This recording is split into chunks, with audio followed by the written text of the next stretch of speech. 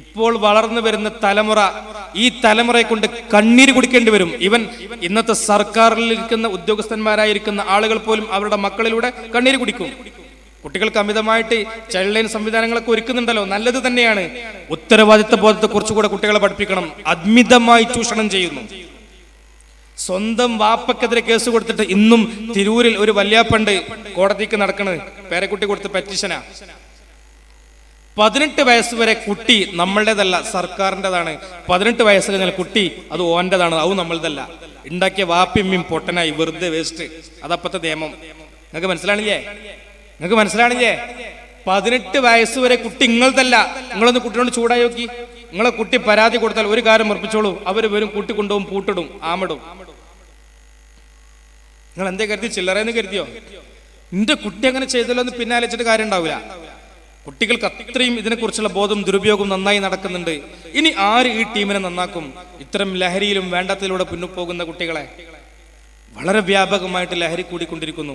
ഒരു വാപ്പയും ഉമ്മയും ശ്രദ്ധിക്കേണ്ടത്, എന്തോ ആയിന്റെ ശേഷമല്ല നമ്മൾ ഇതിനെക്കുറിച്ച് കഷ്ടപ്പെടേണ്ടതും ചിന്തിക്കേണ്ടതും. കേരളത്തിൽ പൊതുവെ അങ്ങനെ ഉണ്ടാവാറുള്ളത്. നമ്മുടെ കുട്ടിക്ക് എന്തെങ്കിലും പറ്റിക്കഴിഞ്ഞാൽ ആദ്യം അയൽവാസികൾ അറിയും, പിന്നെ നാട്ടുകാർ മൊത്തം അറിയും, ഗൾഫിലുള്ളവരും അറിയും, അവസാനം പാവി ഇമ്മിപ്പി അറിയും.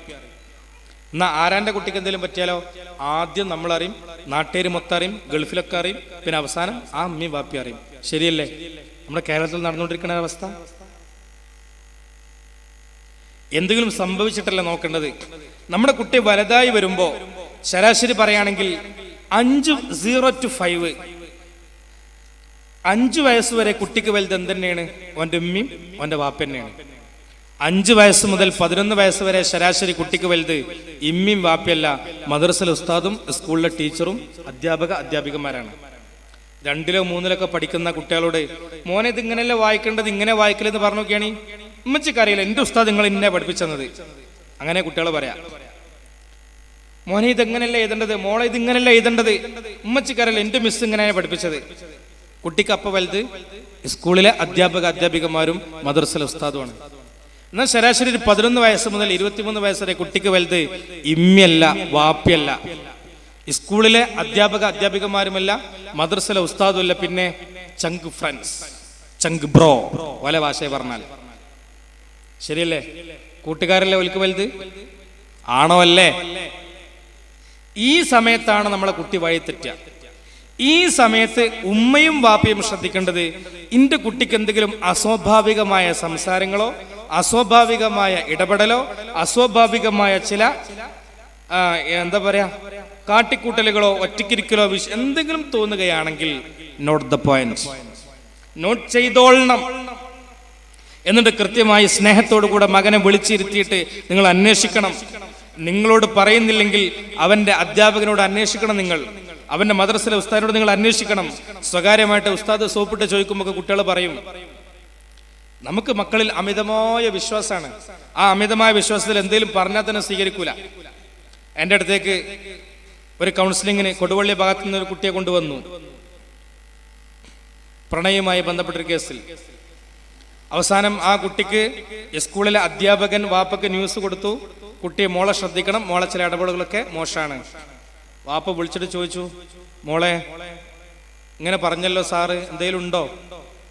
ആ സമയത്ത് കുട്ടി പറഞ്ഞു, ഇല്ല വാപ്പ, അല്ലെങ്കിലും ആ സാർ അങ്ങനെ തന്നെയാണ്, ആ സാറ് വായി നോക്കിയാണ്. കണ്ടോ, സാറ് നല്ലോണം പറഞ്ഞപ്പോൾ കുട്ടി സാറിന് പണിയെടുത്തത് ആ സാറിനെ മോശമാക്കിയിട്ട് അവതരിപ്പിച്ചു. ആ സാർ അല്ലെങ്കിലും വായി നോക്കിയാണ്, ആ സാറിന് അങ്ങനെ ചിരിച്ചു കൊടുത്തില്ലെങ്കിൽ ആ സാർ അങ്ങനെയൊക്കെ പറഞ്ഞതാണെന്നൊക്കെ പറഞ്ഞിട്ട് കുട്ടി അങ്ങോട്ട് പറഞ്ഞു. വാപ്പത് വിശ്വസിച്ചു. മോളെ സത്യം പറ, അങ്ങനെ ഇല്ലല്ലോ. വാപ്പ ഖുറാൻ തൊട്ട് സത്യം തരാൻ, അങ്ങനെ ഇല്ല, ഖുറാൻ തൊട്ട് സത്യം ചെയ്ത പെൺകുട്ടി.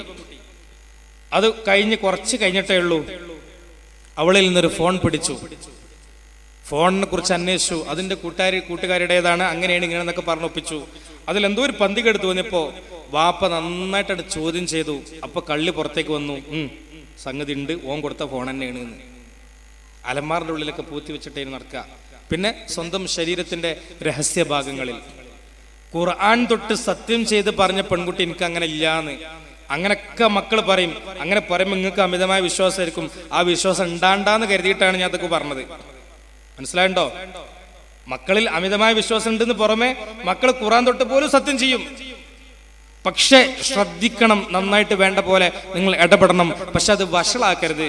കുട്ടിയുടെ അഭിമാനബോധത്തെ തകർക്കുന്ന രൂപത്തിൽ നിങ്ങൾ ഇടപെടരുത്. നാട്ടിലും കുടുംബത്തിലൊക്കെ മൊത്തം പരസ്യമാക്കിയിട്ട് എരപ്പാക്കരുത് എന്നർത്ഥം. ഉളുപ്പ് കെട്ടാ പിന്നെ എന്തും ചെയ്യാൻ മടിക്കൂല മനുഷ്യൻ. അതുകൊണ്ട് ഉളുപ്പ് കെടാൻ സമ്മതിക്കരുത്, അഭിമാനബോധത്തെ തകർക്കരുത്. സ്നേഹത്തോടുകൂടെ സ്വകാര്യമായി ഇത്തരം കേസുകൾ കൈകാര്യം ചെയ്യണം. ബന്ധപ്പെട്ടവരെ നിങ്ങൾ അറിയിക്കണം. കുട്ടിക്ക് വേണ്ട കൗൺസിലിങ്ങും കാര്യങ്ങളൊക്കെ കൊടുക്കണം. നല്ലോണം ശ്രദ്ധിക്കണം എന്നർത്ഥം. ഫോണിന്റെ ഉപയോഗമാണ് മറ്റൊന്ന് നമ്മളെ വ്യാപകമായി നമ്മുടെ കൗമാരത്തെ പിടിച്ചു നിൽക്കുന്ന പ്രശ്നം. ഫോണിൽ എന്താ കാര്യമായിട്ട്? ഫോണാണ് ഇന്നത്തെ മെയിൻ വില്ലൻ എല്ലാ പ്രശ്നങ്ങൾക്കും.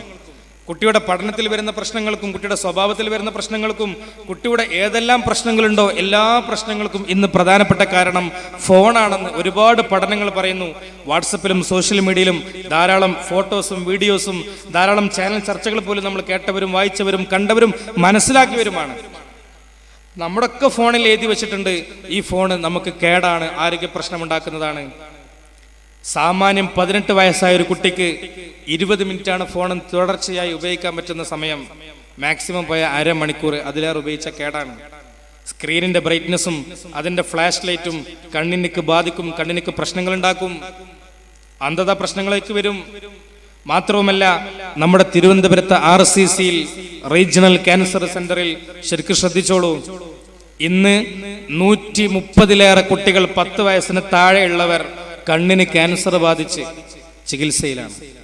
130-ലേറെ കുട്ടികൾ കണ്ണിന് ക്യാൻസർ ബാധിച്ച്, പ്രായം 10 വയസ്സിന് താഴെ. ഡോക്ടർമാർ പറയുന്നു, ഓങ്കോളജിസ്റ്റുകൾ പറയുന്നു, കാരണം മറ്റൊന്നുമല്ല, ഫോണിന്റെയും ടാബിന്റെയും അമിതമായ ഉപയോഗം. കുട്ടിക്ക് തിന്നണമെങ്കിൽ, മാമു തിന്നണമെങ്കിൽ ഇത് കൊടുത്തോളണം അല്ലേ, അല്ലെങ്കിൽ കൊച്ചു TV വിട്ടെടുത്തോളണം. ഇതില്ലേ കുട്ടി ഭക്ഷണം കഴിക്കൂല. ഇനി നമ്മൾ മരിച്ചു, വാപ്പമാരെ നിങ്ങൾ ആലോചിച്ച് നോക്കൂ, നിങ്ങൾ മരിച്ചു തന്നെ കൂട്ടിക്കോളൂ. മരിച്ച നിങ്ങളുടെ മയ്യത്ത് നിങ്ങളുടെ ഡൈനിങ് ഹാളിൽ വെച്ചു. ഡൈനിങ് ഹാളിൽ ആളുകൾക്ക് വേണ്ടി തുറന്നു വെച്ച ആ സമയത്ത് നിങ്ങളുടെ ഡൈനിങ് ഹാളിലുള്ള ആ TV-യുടെ മേലെ സ്വാഭാവികമാണ് ഒരു കർട്ടനോ ഒരു വിരിയോ നമ്മളിങ്ങനെ ഇടും. ആ വിരി എത്ര ദിവസം കഴിഞ്ഞാലും ഞെടുക്കുക? നിങ്ങൾ കബർക്ക് പോയതിനു ശേഷം ഒരു ശരാശരി എത്ര ദിവസം ഉണ്ടാവും ആ വിരിന്റെ മേലെ, ആ TV-യുടെ മേലെ വിരി? ഒന്ന് പറയാവോ?